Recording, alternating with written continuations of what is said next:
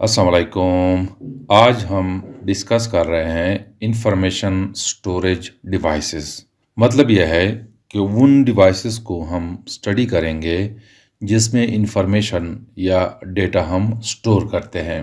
तो storage devices are devices which are design to store information in a computer. Storage devices उन devices को कहते हैं जो कि इंफॉर्मेशन को कंप्यूटर में स्टोर करते हैं। अब इनकी दो टाइप्स है। मतलब यह है कि इंफॉर्मेशन या डेटा स्टोरेज डिवाइसेस की दो टाइप्स है। एक है प्राइमरी स्टोरेज डिवाइसेस और दूसरा है सेकेंडरी स्टोरेज डिवाइसेस। आज के लेक्चर में हम इन दो टाइप्स की स्टोरेज डिवाइसेस को तफसील से पढ़ेंगे। सबसे पहले हम स्टडी करते हैं primary storage devices. Primary storage devices की 3 टाइप्स है। एक को हम कहते हैं रोम। रोम का मतलब है रीड ओनली मेमोरी। दूसरा है रैम, रैंडम एक्सेस मेमोरी, और थर्ड है कैश मेमोरी। तो ये 3 टाइप्स ऑफ मेमोरी जो है ये बिलोंग करता है टू सीपीयू। इसका ताल्लुक सीपीयू से है, यूजर से नहीं है। यूजर का मतलब है कि मैं कंप्यूटर का यूज कर रहा हूं तो मैं यूजर हूं। तो प्राइमरी स्टोरेज डिवाइसेस का ताल्लुक जो है वो सीपीयू से है। इनमें सबसे पहले मैं एक्सप्लेन करता हूं रोम कि रोम क्या होता है। ये टाइप है प्राइमरी स्टोरेज डिवाइसेस की। जैसे कि आपको यहाँ पे नजर आ रहा है ये रोम है। रोम जैसे मैंने बताया रीड ओनली मेमोरी। इसके अंदर जो इंफॉर्मेशन सेव होती है वो मैन्युफैक्चरर जो कंपनी इस रोम को बनाती है वो इसमें कुछ डेटा स्टोर कर लेता है। इस डेटा को हम रीड ओनली मेमोरी कहते हैं। ये प्राइमरी मेमोरी है। जब हम कंप्यूटर को स्टार्ट करते हैं तो स्टार्टिंग के दौरान जो स्क्रीन पे हमें जो कुछ भी नजर आ रहा है, जो लोगो नजर आती है विंडो की या दूसरे टाइप की इंफॉर्मेशन जो हमें स्क्रीन पे नजर आती है ड्यूरिंग स्टार्टिंग दी कंप्यूटर, वो डेटा इस रोम में स्टोर होती है। उसको हम चेंज नहीं कर सकते हैं। ये परमानेंट डेटा है। और ये जो आपको नजर आ रहा है ये मदरबोर्ड है, ये ग्रीन कलर।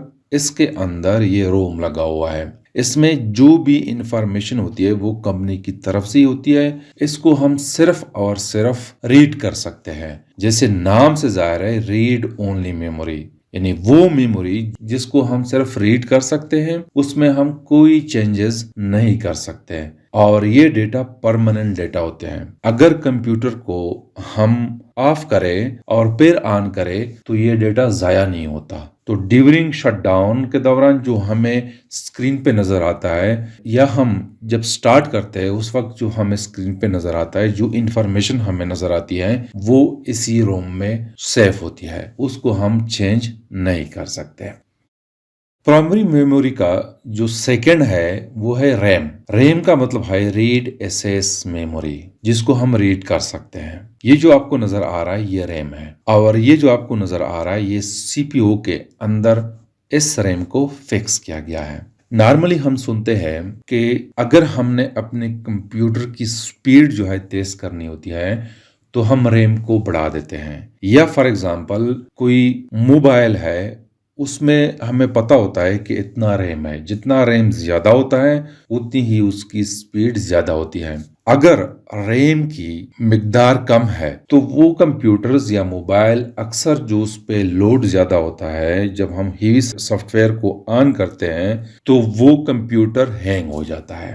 अब इसका काम क्या है? ये इंटरनल मेमोरी है। इसको हम रीड कर सकते हैं और राइट भी कर सकते हैं। और ये डेटा वोलेटाइल डेटा है। मतलब यह है कि जब हम कंप्यूटर को स्विच ऑफ करते हैं तो इस रैम के अंदर जो डेटा होता है वो खत्म हो जाता है। अब इसमें डेटा कैसे स्टोर होता है?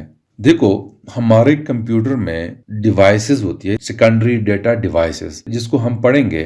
जैसे कि फॉर एग्जांपल हार्ड डिस्क है। हार्ड डिस्क में हमने कोई फाइल रखी हुई है, वर्ड की फाइल हमने रखी हुई है या कोई मूवी हमने रखी हुई है, उसको हम ऑन करते हैं, उस पे हम काम करना चाहते हैं तो वो डेटा सबसे पहले आ जाता है रैम में। अगर हमने फॉर एग्जांपल वर्ड की फाइल है, वहां पे हमने एप्लीकेशन लिखनी है तो वर्ल्ड की फाइल एक्चुअल में सेव होता है हार्ड डिस्क में, लेकिन हार्ड डिस्क का स्पीड जो है वो इंतहाई कम होता है। तो जब हम उस फाइल को ओपन करते हैं तो फॉर ए शॉर्ट टाइम जितना हम उस पर काम करते हैं, कंप्यूटर ऑन रहता है, वो फाइल आ जाता है रैम में। तो फिर जब हम काम कर रहे होते हैं तो काम के दौरान वो फाइल होती है रैम में। अगर हम उसको सेव करते हैं, काम करे कुछ, उसके बाद हम उस फाइल को सेव करें तो वो दोबारा जो है हार्ड डिस्क में चला जाता है, सेव फाइल जो है। लेकिन अगर हम उस पर काम करें और काम के दौरान हमारा कंप्यूटर जो है वो ऑफ हो जाता है, तो उस दौरान जब हमने सेव नहीं की हो तो उस दौरान वो डेटा हमारा जाया हो जाता है। इसके लिए मैं एक एग्जांपल देता हूं। मेरे पास ये एक फाइल है, ये ऑलरेडी हार्ड डिस्क में सेव है। अब जब मैंने इसको ओपन किया है तो ये फाइल आ गई है रैम में। अब मैं लेट सपोज करता हूँ यहाँ पे मैं इसमें कुछ चेंजेस करना चाहता हूँ। फॉर एग्जांपल यहाँ पे मैं लिखता हूँ स्कूल या मैं लिखता हूँ आर कॉलेज। तो अब इस दौरान ये डेटा रैम में है। अब अगर मैं इसको सेव करूँ, यहाँ पे सेव का बटन दबाऊं तो ये हार्ड डिस्क में सेव हो जाता है। लेकिन अगर लाइट चली जाती है या मैं इसको लेट सपोज यहाँ से क्रॉस करता हूँ, तो अब जब मैं इस फाइल को दोबारा खोलूंगा तो इसमें कोई डेटा जो है वो जो मैंने चेंजेस किया है वो यहाँ पे नजर नहीं आ रही, वो जाया हो गई है। क्योंकि जब मैं इसमें चेंजेस कर रहा था तो ये फाइल रैम में पड़ा हुआ था, तो मैंने उसको क्रॉस किया, तो क्रॉस करने के बाद जो है ये जाया हो गया। अब अगर मैं इसको लेट सपोज यहाँ पे मैं चेंजेस करता हूं और इसको मैं सेव करता हूं तो ये सेकेंडरी डिवाइसेस जो है उसमें चला जाता है। अब मैं इसको कैंसिल करता हूं। जब मैं इसको दोबारा ओपन करूंगा तो जो भी मैंने इसमें चेंजेस किए हैं वो सेव होगी। देखो ये सेव है। अब मैं क्या करता हूं, इसको दोबारा डिलीट करता हूं। तो अब मैं इसको सेव नहीं करता, इस दौरान ये फाइल दोबारा रैम में है। तो जब मैं सेव नहीं करूंगा, ऐसे ही मैं इसको क्रॉस करूंगा तो वो डेटा जाया हो जाता है। जैसे ये फाइल है, देखो मैंने चेंजेस किए थे, ये मैंने मिटाया था, डिलीट किया था मैंने, लेकिन ये दोबारा है यहाँ पे। तो मतलब ये है कि ये फाइल उस वक्त जब मैं इसमें एडिशन कर रहा था तो ये फाइल रैम में था। तो रैम जो है उसमें जो भी डेटा है वो प्राइमरी डेटा होती है। इसके बाद है कैश मेमोरी। ये भी सीपीयू के अंदर जो मदरबोर्ड है वहां पे लगा होता है और ये आपको नजर आ रहा है। ये किसी भी डिवाइसेस, फॉर एग्जांपल कंप्यूटर है, लैपटॉप है, उसकी स्पीड को मैं ज्यादा करता हूं तो स्पीड को ज्यादा करने के लिए हम इसको इस्तेमाल करते हैं। और इसका काम जो है वो ये होता है कि मैं किसी भी फाइल को ज्यादा इस्तेमाल करता हूं। कोई भी फाइल होती है उसको मैं रोजाना के हिसाब से उसमें काम करता हूं, तो वो ज्यादा इस्तेमाल होने वाला फाइल जो है, जो डेटा है, वो यहाँ पे सेव होता है। फॉर एग्जाम्पल मैं लेट सपोज करता हूँ यूट्यूब पे कोई चैनल है, उसको मैं बार बार देखता हूँ तो वो डेटा यहाँ पे आ जाता है। तो जैसे ही मैं यूट्यूब पे for example let suppose university physics है मेरा जो चैनल है, इसको मैं बार बार देखता हूँ, तो जैसे ही मैं YouTube पे UNI लिखूंगा तो मेरे सामने ऑप्शन आ जाएगा यूनिवर्सिटी फिजिक्स का। तो मुझे मजीद जो है इसकी स्पेलिंग लिखनी नहीं पड़ती, यही पे जो डेटा है वो मेरे सामने आ जाता है। मैं उस पर क्लिक करूंगा तो डायरेक्टली जो है वो चैनल मेरे सामने आ जाएगा, तो मेरा टाइम जो है वो बच जाता है। तो ये जो है कैश मेमोरी है, किसी भी कंप्यूटर, किसी भी डिवाइस की स्पीड को ज़्यादा करने के लिए हम इस्तेमाल करते हैं। तो ये हो गया प्राइमरी मेमोरी। प्राइमरी मेमोरी की 3 टाइप्स है, एक ROM, RAM and cache memory. Secondary storage devices का ताल्लुक जो है वो यूज़र के साथ होता है और इसमें जितनी भी इंफॉर्मेशन, डेटा हम सेव करते हैं वो परमानेंट ही रह जाता है। जैसे कि फॉर एग्जांपल पुराने ज़माने में जब कंप्यूटर नहीं हुआ करता था उस वक्त हम टेप रिकॉर्डर यूज़ करते थे। टेप रिकॉर्डर में हम इस किस्म की कैसेट यूज़ करते हैं, ये ऑडियो कैसेट है। अगर इसके अंदर वीडियो भी सेव हो जाए तो वो वीडियो कैसेट बन जाता है। तो इसका ताल्लुक जो है वो यूज़र के साथ होता है, कंप्यूटर के साथ नहीं होता। इसमें होता यूँ है कि ये जो आपको नजर आ रहा है ये एक रील है, प्लास्टिक की रील है। इसके ऊपर कोटिंग की जाती है फेरोमैग्नेटिक मटेरियल की। फेरोमैग्नेटिक मटेरियल वो मटेरियल्स होते हैं जो जल्दी मैग्नेटाइज हो जाते हैं। मतलब यह है कि मैग्नेटिक फील्ड को वो स्टोर कर लेता है। इस किस्म की कैसेट में हम सिर्फ ऑडियो या ऑडियो एंड वीडियो जब पुराने ज़माने में वीसीआर होता था, उसके लिए जो हम कैसेट यूज़ करते थे, उसमें ऑडियो और वीडियो दोनों सेफ होते थे। तो उसके थ्रू हम मूवी या कोई भी वीडियो हम देख सकते थे। इसका वर्किंग प्रिंसिपल यह है कि एक तो इसमें रील होता है, जैसे कि आपको यहाँ पे ये नज़र आ रहा है, ये एक रील है। इसके ऊपर फेरोमैग्नेटिक मटेरियल की कोटिंग होती है और यहाँ पे मैंने शो किया है ये। दूसरा जो है एक रिकॉर्ड हेड होता है, जो कि यहाँ पे शो किया गया है, ये रिकॉर्ड हेड है। ये रील जो मूव करता है वो इस रिकॉर्ड हेड के ऊपर जो है वो मूव करता है, यानी अगर इस साइड में ये मूव कर रहा है तो इसको टच करते हुए मूव करता है। अब अगर हमने कोई इंफॉर्मेशन, फॉर एग्जांपल लेक्चर की ऑडियो हमने स्टोर करनी है इस डिवाइस के थ्रू, तो टाइप रिकॉर्डर होता है जिसमें हम इस कैसेट को डाल देते हैं, तो फिर ये रील जो है ये मूव करना शुरू करता है। यहाँ पे शो किया गया है इस रील को। इस रील का जो ये साइड है ये अनरिकॉर्डेड टैप है, यानी यहाँ पे रिकॉर्डिंग नहीं हुई है। ये इस तरफ पे मूव कर रहा है, यानी इसकी मोशन जो है वो इस तरफ है। और ये जो आपको नजर आ रहा है ये वाला हेड है। होता यूँ है कि लेट्स सपोज हम माइक्रोफोन के थ्रू बोलते हैं, तो माइक्रोफोन हमारी साउंड को कन्वर्ट करता है इनटू इलेक्ट्रिकल सिग्नल्स। वो इलेक्ट्रिकल सिग्नल्स जो है वो एक्चुअल में करंट ही होता है। तो ये रिकॉर्डिंग हेड है, इसमें ये कॉइल लगा होता है। तो होता यूँ है कि वो सिग्नल्स जो है यानी करंट जो है वो जब यहाँ पे पहुंचता है तो यहाँ पे मैग्नेटिक फील्ड प्रोड्यूस होता है। तो इसकी वजह से जो मैग्नेटिक फील्ड प्रोड्यूस होता है वो इस रील को मैग्नेटाइज करता है। कैसे मैग्नेटाइज करता है? फॉर एग्जांपल यहाँ पे मैं शो कर रहा हूँ कि ये सिग्नल्स है, मेरे साउंड की सिग्नल्स है। अब यहाँ पे इसका एम्पलीट्यूड जो है वो कम है। जब ये वाला सिग्नल्स यहाँ पे पहुंचता है इस पे, तो मैग्नेटिक फील्ड प्रोड्यूस होता है वो वीक होता है। तो इस रील का जो पार्ट इस हेड के साथ टच होता है वो मैग्नेटाइज होता है, लेकिन कम मैग्नेटाइज होता है। अब चूंकि ये रील मूव कर रहा है इस तरफ, अब अगर ये वाला सिग्नल्स यहाँ पे जब पहुंचते हैं तो इस दौरान मैग्नेटिक फील्ड थोड़ा ज्यादा होता है, तो उसकी वजह से इस रील का जो भी पार्ट इस हेड को टच करता है वो ज्यादा मैग्नेटाइज हो जाता है। सिमिलरली यहाँ पे एम्पलीट्यूड सबसे ज्यादा है, मतलब है कि करंट सबसे ज्यादा है, तो यहाँ पे मैग्नेटिक फील्ड ज्यादा प्रोड्यूस होता है। तो इस दौरान इस रील का जो भी पार्ट यहाँ से गुजरता है यानी इस हेड को टच करता है वो स्ट्रांगली मैग्नेटाइज होता है। मतलब यह है कि जो हम माइक्रोफोन में बोल रहे होते हैं वो यहाँ पे in the form of magnetic field जो है वो स्टोर हो जाता है। तो ये इसका इंफॉर्मेशन रिकॉर्ड करने का तरीका होता है। सिमिलरली अगर वीडियो कैसेट है तो वो भी इस प्रिंसिपल पे काम कर रहा होता है, लेकिन उसमें इंफॉर्मेशन जो है ऑडियो और वीडियो दोनों होती है। तो ये सेकेंडरी स्टोरेज डिवाइसेस का एक टाइप है। सेकंड टाइप जो है वो हार्ड डिस्क है, या हम कहते हैं हार्ड ड्राइव डिस्क। इसको हम हार्ड डिस्क क्यों कहते हैं? इसी वजह से कि ये बहुत हार्ड होता है, जैसे कि आपको यहाँ पे नजर आ रहा है। अब जब हम इसको ओपन करते हैं तो इसके अंदर जो है वो इस किस्म का एक प्लेटर होता है। ये सर्कुलर प्लेटर है। ये किसी मेटल का भी हो सकता है और प्लास्टिक का भी हो सकता है। इसके ऊपर भी हम फेरोमैग्नेटिक मटेरियल्स का एक लेयर चढ़ाते हैं क्योंकि वो मैग्नेटाइज होते हैं।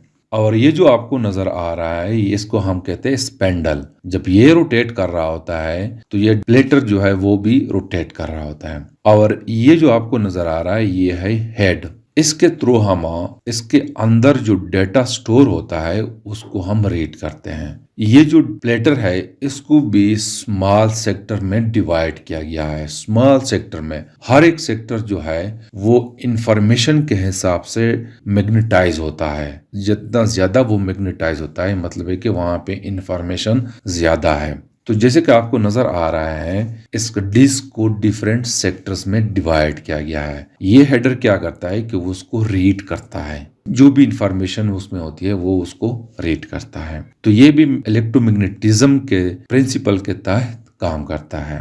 और इसमें जो भी डेटा हम सेव करते हैं वो परमानेंटली सेव होता है, किसी भी टाइम हम उसको स्टडी कर सकते हैं। कंप्यूटर में हम जितनी भी फाइल्स को सेव करते हैं वो इस हार्ड डिस्क में सेव होते हैं। आजकल जो है एक नया डिस्क आया हुआ है जिसको हम कहते हैं SSD। वो इसके मुकाबले में बहुत ज्यादा फास्ट होता है, इसकी स्पीड जो है वो कम होती है। और इसका डिसएडवांटेज ये है SSD के मुकाबले में कि ये बैटरी जो है, अगर ये लैपटॉप में लगा हुआ है तो बैटरी ज्यादा कंज्यूम करता है और इसकी स्पीड भी कम है। इसी वजह से हम रैम को इस्तेमाल करते हैं ताकि यहाँ से इंफॉर्मेशन रैम में चले जाए। रैम का स्पीड चूंकि तेज होता है तो हम उस पर काम इजीली कर सकते हैं। तीसरा जो सेकेंडरी स्टोरेज डिवाइस है वो है फ्लॉपी। ये जब टेक्नोलॉजी इतनी डेवलप नहीं थी तो उस वक्त हम फ्लॉपी को इस्तेमाल करते थे। जब फ्लैश जो है यानी USB उस वक्त नहीं थी, CD जो है या DVD उस वक्त नहीं थी, तो हम फ्लॉपी को यूज करते थे।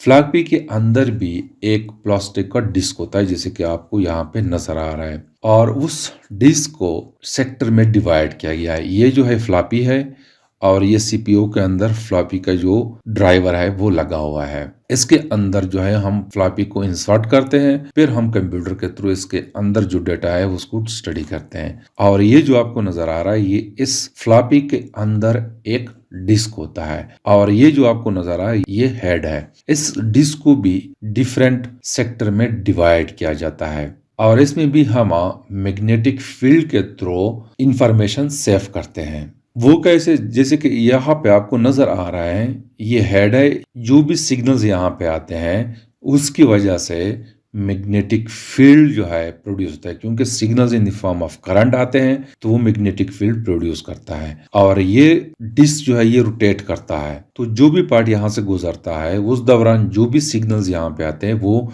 उसी पार्ट में ही स्टोर हो जाते हैं। फॉर एग्जाम्पल, अगर मैं साउंड को सिर्फ यहाँ पे रिकॉर्ड करता हूँ तो साउंड के जो भी सिग्नल्स यहाँ पे आते हैं, मैं सपोज कर रहा हूँ कि ये सिग्नल आ रहा है ये, और इस सिग्नल का सिर्फ ये पार्ट जो है वो यहाँ पे इस डिस्क को टच करता है, तो सिग्नल का ये वाला पार्ट यहाँ पे स्टोर होता है। आफ्टर सम टाइम जब ये वाला पार्ट जो है वो जब यहाँ पे पहुंचता है तो उस वक्त ये सिग्नल होते हैं, तो इस सिग्नल में जो इंफॉर्मेशन होती है वो फिर यहाँ पे स्टोर हो जाती है। तो ये एक टाइप है सेकेंडरी स्टोरेज डिवाइसेस का जो इलेक्ट्रोमैग्नेटिज्म के प्रिंसिपल के तहत काम करता है। इसके अलावा CD या DVD जो है उसको हम इंफॉर्मेशन को स्टोर करने के लिए इस्तेमाल करते हैं। ये जो आपको नजर आ रहा है ये CD है और ये DVD है। इसमें आपको नजर आ रहे हैं डिफरेंट रिफ्लेक्टिंग पार्ट्स है, जैसे कि यहाँ पे आपको नजर आ रहा है। इसका मतलब यह है कि यहाँ पे जो भी लाइट पड़ती है वो रिफ्लेक्ट करती है। ये कैसे काम करता है, चूंकि CD में लेजर इस्तेमाल होता है CD रोम में, तो इसके different reflecting part and unreflecting parts होते हैं। जैसे कि ये वाला पार्ट है ये रिफ्लेक्टिंग पार्ट है और ये ब्लैक जो है अनरिफ्लेक्टिंग पार्ट है। तो इसका मतलब यह है कि जब लेजर जो लाइट यहाँ पे पड़ती है वो रिफ्लेक्ट होती है, तो जब वो रिफ्लेक्ट होती है तो करंट मिलता है, और करंट जो मिलता है तो उसको हम डिजिटल इलेक्ट्रॉनिक्स में 1 से जाहिर करते हैं, और जब लाइट यहाँ पे पड़ती है तो वो ऑब्जॉर्ब हो जाता है। तो जब एब्जॉर्ब होता है तो करंट 0 होता है, तो हम डिजिटल इलेक्ट्रॉनिक्स में उसको रिप्रेजेंट करते हैं 0 से। अगर करंट मिल रहा है तो मतलब है कि 1, और अगर करंट नहीं मिल रहा है तो 0। इसको हम डिजिटल इलेक्ट्रॉनिक्स में पढ़ चुके हैं पिछले चैप्टर में। तो मतलब यह है अगर हमने किसी इंफॉर्मेशन को स्टोर करना है उसको हम इस ड्राइवर में रखते हैं, इसके अंदर लेजर लाइट लगी होती है वो इस डिस्क पे पड़ती है, तो जो भी इंफॉर्मेशन इसमें सेव होती है वो in the form of light यानी करंट हमें मिलती है 0 और 1 की फॉर्म में। CD के मुकाबले में DVD बहुत बेहतर है, इसमें हम बहुत ज्यादा इंफॉर्मेशन स्टोर कर सकते हैं। इसमें कम इंफॉर्मेशन हम स्टोर कर सकते हैं और इसमें हम ज्यादा इंफॉर्मेशन स्टोर कर सकते हैं, और ये इंफॉर्मेशन उस वक्त तक इसमें रहती है जब तक ये डैमेज ना हो या हमने उसको डिलीट ना किया हो। इसके अलावा फ्लैश ड्राइव है। ये जो आपको नजर आया ये फ्लैश ड्राइव है, या हम कहते हैं USB, हम इसको कहते हैं। ये एक पोर्टेबल डिवाइस है, जैसे कि आपको यहाँ पे नजर आए ये लैपटॉप है, इसमें हमने इसको इंसर्ट किया हुआ है। इसको हम निकाल सकते हैं इजीली, एक जगह से दूसरी जगह हम मूव कर सकते हैं। इसमें ICs लगा होता है यानी इलेक्ट्रॉनिक सर्किट्स इसमें होते हैं, और ये इंफॉर्मेशन को in the form of charge store करते हैं। अगर चार्ज है किसी भी पार्ट में तो इसका मतलब है कि वहां पे इंफॉर्मेशन है, और अगर चार्ज नहीं है तो कोई इन्फॉर्मेशन नहीं है। या हम इन अदर वर्ड्स कहते हैं कि अगर चार्ज है तो कंप्यूटर जो उसको रीड करेगा वो in the form of 1 read करेगा। अब अगर चार्ज नहीं है तो इन द फॉर्म ऑफ 0। या इन अदर वर्ड्स हम कहते हैं कि अगर 1 है तो इट मीन्स कि चार्ज है, कोई इन्फॉर्मेशन है, और अगर 0 है तो कोई इन्फॉर्मेशन नहीं है, कोई चार्ज नहीं है। तो ये इसका वर्किंग प्रिंसिपल है। ये इलेक्ट्रोमैग्नेटिज्म के प्रिंसिपल के तहत काम नहीं करता। इसी वजह से हम इसको कहते हैं फ्लैश ड्राइव। तो it's all about the information storage devices. Thank you.